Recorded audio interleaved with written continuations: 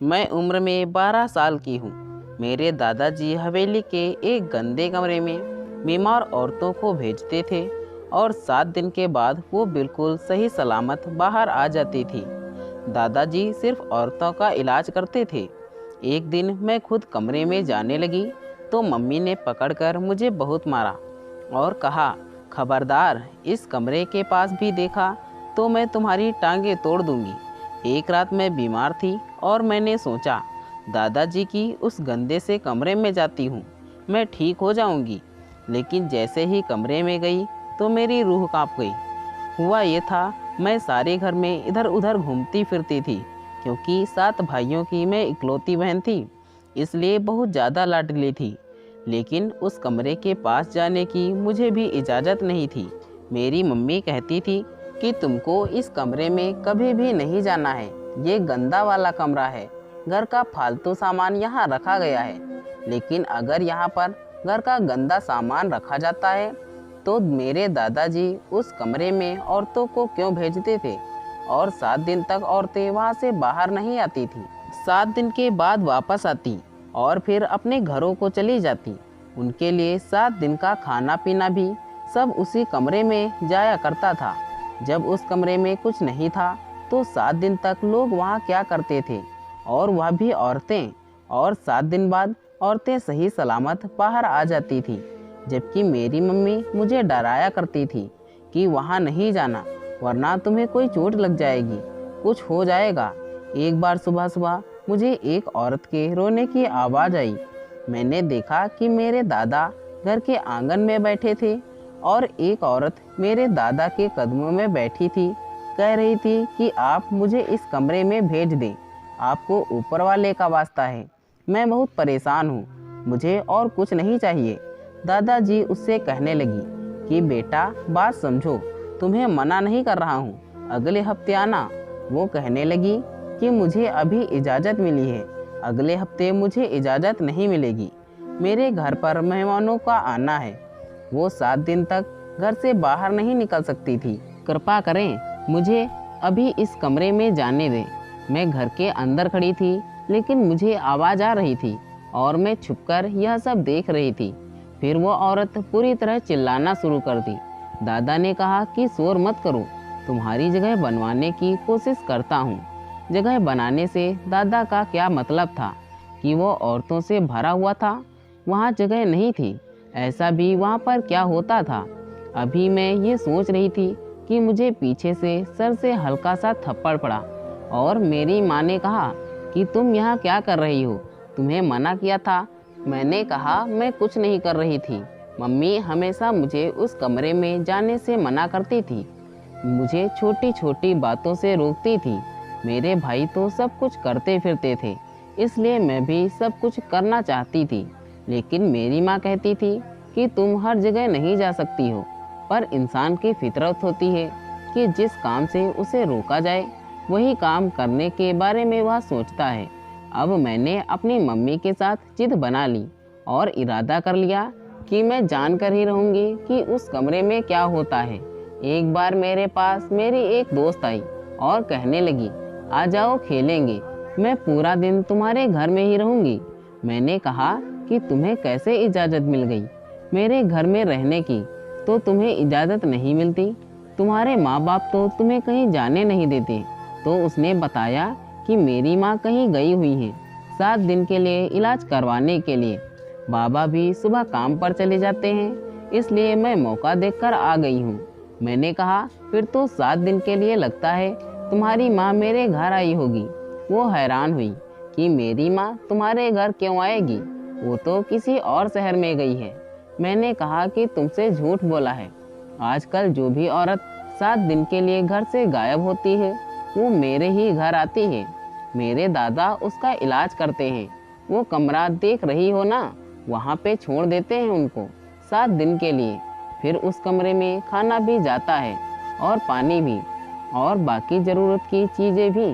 वो कहने लगी, फिर तो मुझे मेरी माँ से मिलना है, मुझे उसकी बड़ी याद आ रही है, चलो अंदर चलते हैं।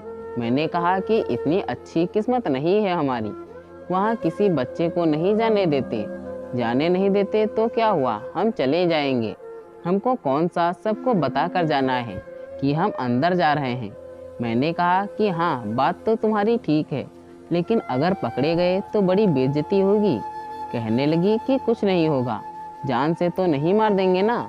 मुझे मेरी मम्मी से मिलना है, उनसे बात करनी है, पूछना है उनसे कि उनको ऐसी कौन सी बीमारी है कि जो 7 दिन के लिए घर से बाहर चली गई, छोटे छोटे भाई बहन को मेरे हवाले करके। पूरा दिन मैं काम करती हूँ, थक जाती हूँ। यार मदद करो मेरी। मैं अपने दोस्त के कहने पर उस कमरे के करीब चली गई और सीढ़ी लगाकर अंदर जाने की कोशिश करने लगी। मेरी सहेली सीढ़ी को पकड़े रखी थी और मैं ऊपर चढ़ रही थी। जैसे ही अंदर झांककर देखने वाली थी, वैसे ही मेरे कानों में कुछ सुनाई दिया। मेरी मम्मी की आवाज़ थी जो मेरी सहेली को डांट रही थी और मेरी सहेली को मार भी रही थी। मुझे भी मेरी माँ ने देख लिया और सीढ़ी को हिलाना शुरू कर दिया। कहने लगी कि नीचे गिरा दूंगी मैं, जल्दी नीचे आओ। मैं जल्दी जल्दी नीचे आई और मुझे पता था कि मेरी अच्छे से पिटाई होगी, और वही हुआ। मम्मी ने मुझे मारना शुरू कर दिया।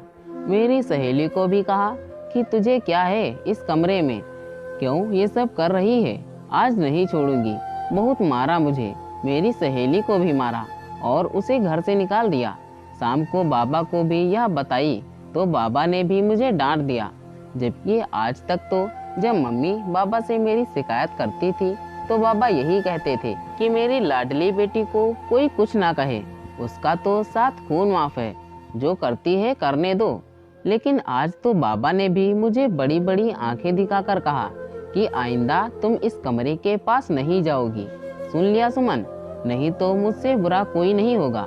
जितना मुझे मेरे बाप मना कर रहे थे, उतना ही मेरे अंदर जित गुस्सा बढ़ता जा रहा था। एक दिन मैंने उस कमरे से चीखों पुकारों की आवाज़ सुनी। एक औरत चीख रही थी और कह रही थी, मुझे बाहर जाने दो, मुझे यहाँ पर नहीं रहना, मुझे ये काम नहीं करना। और दादा भी चिल्लाकर कह रहे थे कि बेटी अब आई हो तो यह काम करना पड़ेगा, तुम्हारी वजह से 4 और औरतों को मना किया है मैंने, यहाँ से जाना बहुत मुश्किल है। दादा ने कहा, यहाँ जगह बहुत मुश्किल से मिलती है और अब तुम इरादा नहीं बदल सकती। वो औरत रोने लगी और मैं सोचने लगी कि पता नहीं यहाँ पर क्या हो रहा है। एक दफ़ा मैं रात को अपने कमरे में सो रही थी कि डर गई। मैंने चीखना चिल्लाना शुरू कर दिया। मेरे बाबा भी जाग गए और मम्मी भी, दोनों बहुत ज़्यादा परेशान हो गए। मम्मी के मैं गले लग गई और रोने लगी। मेरे बाबा ने कहा कि क्या हुआ इसको। मेरी माँ ने कहा कि हमेशा उस कमरे के आसपास मंडराती रहती है, कहीं इसने अंदर झांक कर तो नहीं देख लिया। बाबा और माँ की आंखों में अजीब सा डर था। बाबा ने कहा, ऐसा हुआ तो बिल्कुल भी अच्छी बात नहीं है, फिर तो ये सारी ज़िंदगी डरती रहेगी। मैं उस वक्त नींद में नहीं थी, उनकी बातें सुन रही थी। आखिर क्या था उस कमरे में जिसको देखकर मैं सारी ज़िंदगी डरती रहती। फिर मैंने सोचा कि शायद मुझे पास रखने के लिए इस तरह की बातें कर रहे हैं। लेकिन एक दिन मेरी तबीयत बहुत ज़्यादा ख़राब हो गई। मम्मी को बताया तो उन्होंने कहा कि दवाई दे देती हूँ, ठीक हो जाओगी। लेकिन मुझ पर मम्मी की दवाई का असर नहीं हो रहा था। मेरे पेट में बहुत ज़्यादा दर्द हो रहा था। मेरी माँ अपने काम में लग गई थी, घर में कोई भी नहीं था। सोचा कि औरतें उस कमरे में जाती हैं तो ठीक हो जाती हैं, कहती हैं कि हमारे सदियों पुराने प्रॉब्लम ठीक हो गए हैं, हमारी 45 साल की बीमारियां दूर हो गई हैं। मुझे तो सिर्फ पेट में दर्द है, अगर मैं 1 घंटे के लिए उस कमरे में चली जाऊंगी तो मेरा दर्द भी ठीक हो जाएगा और यही अच्छा बहाना है। कोई मुझसे पूछेगा तो मैं कहूँगी कि मेरी तबीयत खराब थी, इसलिए मैं वहाँ चली गई। उस कमरे में जाने का कोई दिक्कत नहीं था, आराम से मैं अंदर जा सकती थी क्योंकि उसके दरवाजे के ऊपर इतनी जगह थी कि मैं आराम से उसके अंदर से निकल सकती थी।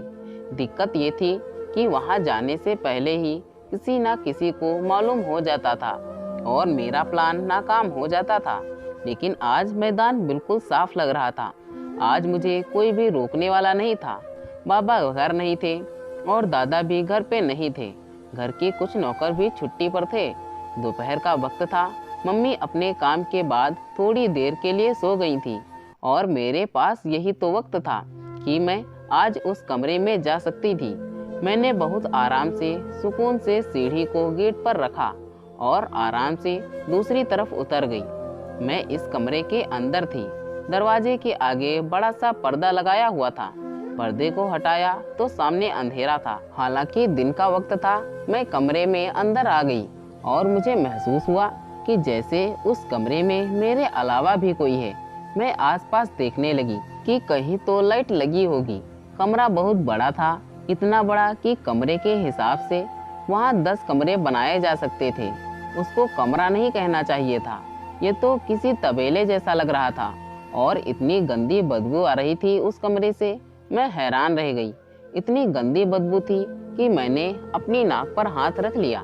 जल्दी जल्दी स्विच तलाश करने लगी, जो मुझे मिल ही गया। 2 से 4 बटन मैंने दबाया तो अचानक कमरे में रोशनी फैल गई। मुझे अच्छी तरह याद है कि उस कमरे में गेहूं रखे जाते थे, लेकिन क्या उस गेहूं को यहाँ से हटाया नहीं गया था जो इतनी बुरी बदबू आ रही थी। मैंने जैसे ही लाइट ऑन की, मेरी रूह कांप गई, हाथ पांव कांपने लगे, क्योंकि जो मंजर मैं अपनी आंखों से देख रही थी वो किसी 12 साल की बच्ची के लिए एक बहुत ही अजीब और खौफनाक मंजर था। उस कमरे में कुछ जानवर पड़े थे जो लाइन से पड़े हुए थे, 7 से 8 एक तरफ, बाकी दूसरी तरफ। लेकिन यह बात मेरी समझ से बाहर थी कि उन जानवरों के सर औरतों की तरह थे पर जिस्म गाय जैसे थे। मैं बुरी तरह चिल्लाने लगी, चीखने लगी। वो सारी एक साथ बोलने लगी, डरो नहीं, वैसा कुछ नहीं है, क्यों डर रही हो। और मैं वहीं पर बेहोश हो गई। जब होश आया तो अपने कमरे में थी और मेरी माँ सिरहाने बैठी रो रही थी और मेरे बाप के साथ लड़ रही थी। क्यों कहते हैं तुम्हारे पापा इस तरह के काम, वो जमाने चले गए, अब कौन ऐसा काम करवाता है। दूसरों को भी तंग करते हैं। घर में इस तरह की चीजें रखेंगे तो बच्चों का ध्यान तो जाएगा ना। बच्चों की तो आदत है कि जिस काम से उनको मना करो उनको वही करना होता है।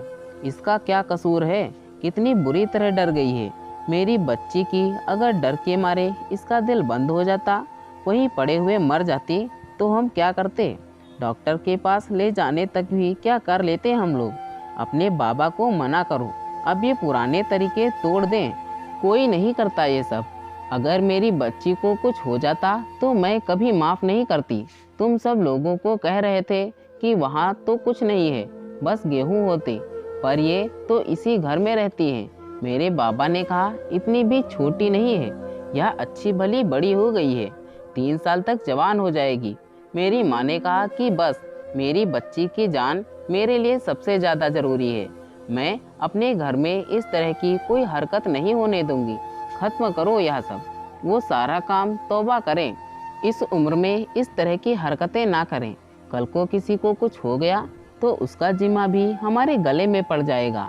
मैं उठी और मैंने डरना शुरू कर दिया कि मैंने वहाँ गाय देखी थी। उस कमरे में गाय पड़ी हुई थी, लेकिन उनके सर औरतों के थे। ये क्या हो रहा है मम्मी, मैं बुरी तरह चिल्लाने लगी और मेरी माँ फिर से रोने लगी। अब तो मेरे पापा भी परेशान हो गए।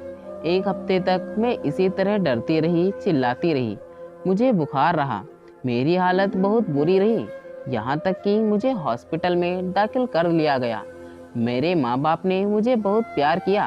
3 दिन के बाद मैं कुछ नॉर्मल हुई और फिर मुझे मेरे घर ले आए। फिर एक दिन मेरे दादा और मेरे माँ बाप दोनों मेरे पास बैठे और उन्होंने मुझसे कहा कि बेटा, तुम जिस चीज़ से डरती थी, हम तुम्हें उसके बारे में बताना चाहते हैं और तुम्हें इसलिए उस कमरे में जाने नहीं देते थे कि कहीं तुम डर ना जाओ। और फिर देखो तुम्हारे साथ क्या हुआ।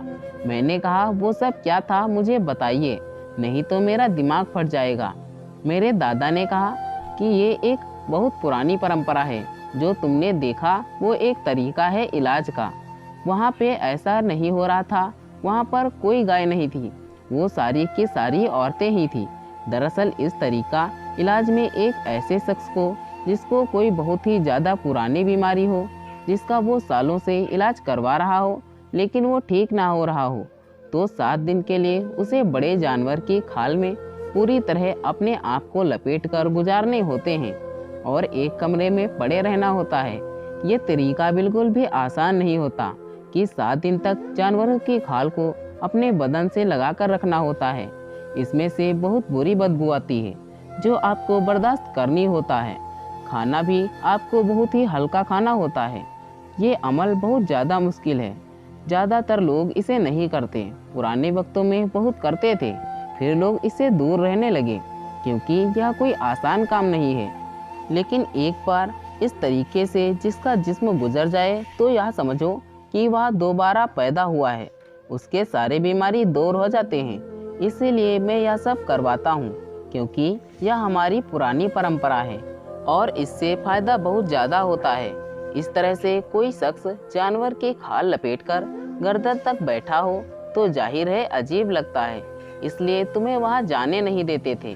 बच्चों को यह मंजर दिखाना कोई अच्छी बात नहीं है। अब तुम हमारे खानदान की एक ही बच्ची हो, लेकिन अब तुम बड़ी हो गई हो। सोचा था कि तुम्हें एक बार समझाना ही काफ़ी होगा, लेकिन तुम तो वहाँ पर जा पहुँची।